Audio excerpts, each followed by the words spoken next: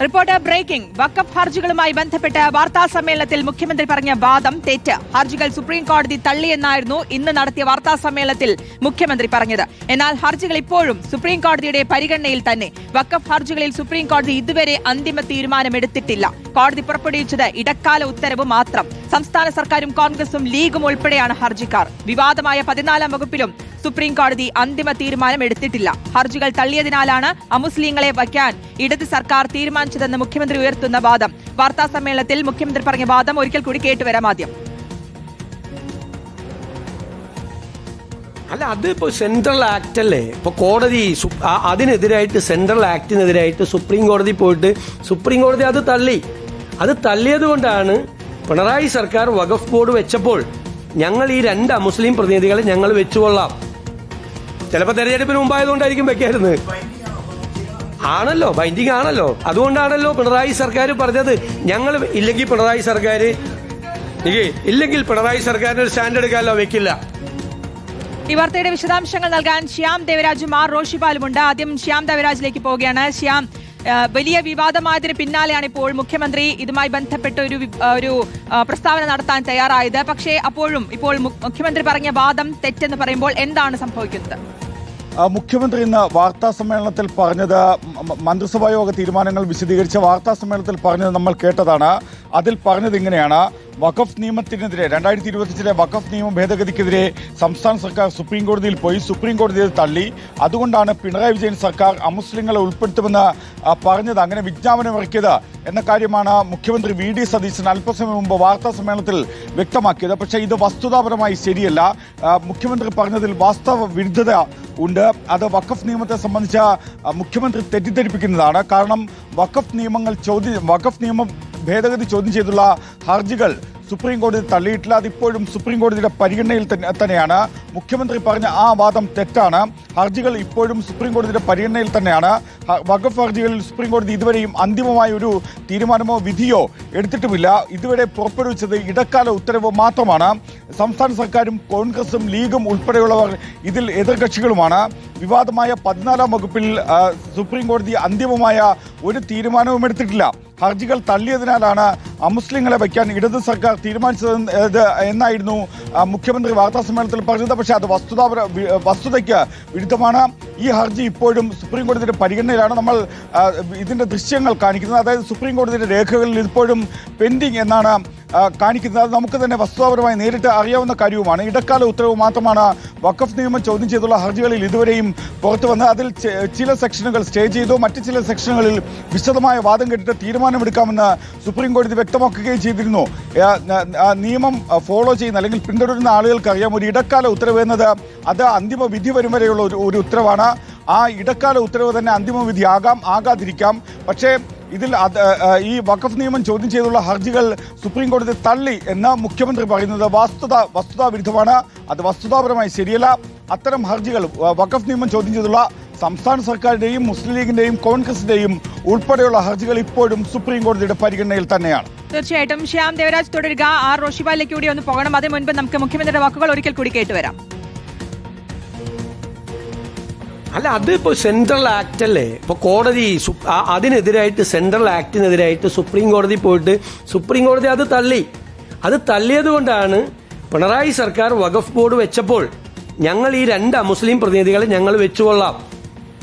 ചിലപ്പോൾ തെരഞ്ഞെടുപ്പിന് മുമ്പായതുകൊണ്ടായിരിക്കും വെക്കായിരുന്നത്.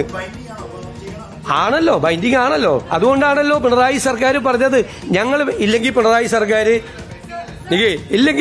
സർക്കാരിന് ഒരു സ്റ്റാൻഡ് എടുക്കാമല്ലോ, വെക്കില്ല.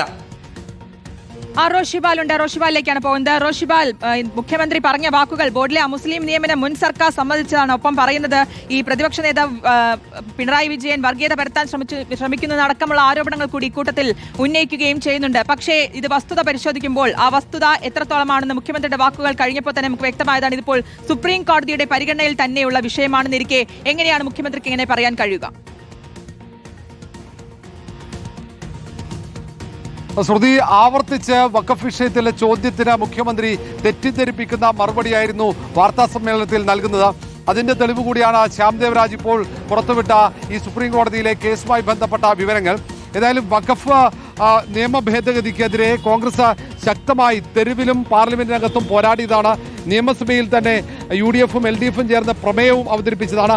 അങ്ങനെ കോൺഗ്രസിന് വഖഫ് നിയമത്തിനെതിരെയുള്ള കടുത്ത നിലപാടുണ്ട്. ആ നിലപാടിന് വിരുദ്ധമായി സംസ്ഥാനത്ത് UDF ഭരിക്കുന്ന സംസ്ഥാന സർക്കാർ കോടതിയിൽ നിലപാട് വ്യക്തമാക്കുമ്പോൾ അതിനെ പ്രതിപക്ഷം ചോദ്യം ചെയ്യുന്ന ഘട്ടത്തിൽ പ്രതിരോധത്തിലായ മുഖ്യമന്ത്രി മാധ്യമങ്ങളുടെ ചോദ്യത്തിനും തെറ്റായ മറുപടി നൽകുന്നു എന്നതാണ് ഏറ്റവും ശ്രദ്ധേയമായ കാര്യം. ഏതായാലും വഖഫിൽ അമുസ്ലിങ്ങളെ ഉൾപ്പെടുത്താനുള്ള കേന്ദ്ര സർക്കാരിന്റെ നിയമത്തിന് അനുകൂലമായി ചിന്തിക്കാനുള്ള നീക്കം സർക്കാർ തുടങ്ങിയതിന്റെ സൂചനയായി വേണമെങ്കിൽ ആ നിലപാടിനെ വിലയിരുത്താൻ കഴിയും. അതുതന്നെയാണ് പ്രതിപക്ഷം ഉയർത്തുന്ന പ്രധാനപ്പെട്ട ആരോപണവും. കാരണം അമുസ്ലിങ്ങളെ ഈ വഖഫിൽ ഉൾപ്പെടുത്തണം എന്നത് BJP-യുടെ നിലപാടാണ്, സംഘപരിവാരത്തിന്റെ നിലപാടാണ്. അതവർ നിയമമാക്കി കൊണ്ടുവരുമ്പോൾ അതിനനുകൂലമായി UDF സർക്കാർ, കോൺഗ്രസ് സർക്കാർ തീരുമാനമെടുക്കുന്നു എന്നതാണ് അവർ വിമർശനം ഉയർത്തുന്നത്.